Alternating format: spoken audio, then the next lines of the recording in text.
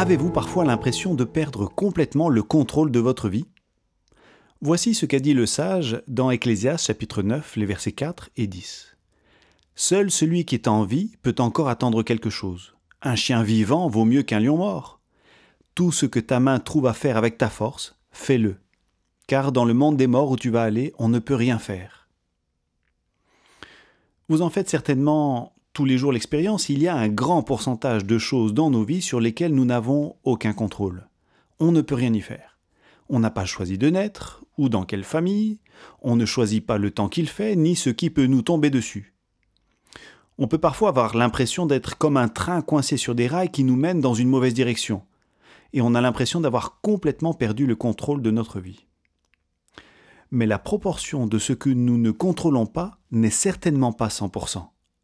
En fait, et c'est ce que nous dit l'Ecclésiaste, le seul cas où l'on ne maîtrise vraiment plus rien, c'est quand on est mort. Mais tant qu'on est vivant, il reste forcément une partie, même si c'est seulement 2%, qui est encore entre nos mains.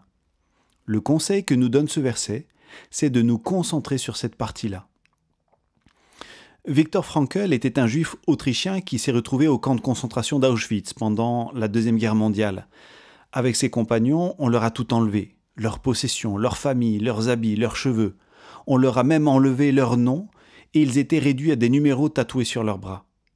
Plus tard, il a témoigné dans un livre que ce qui lui a permis de tenir, c'est de découvrir qu'il lui restait malgré tout une chose sur laquelle il avait encore le contrôle. C'était la manière dont il choisirait de réagir face à cette barbarie. C'était sa liberté intérieure. Le message de l'Ecclésiaste est le même. Aussi longtemps que nous sommes vivants, il reste toujours une part de nos vies sur laquelle nous avons encore des choix.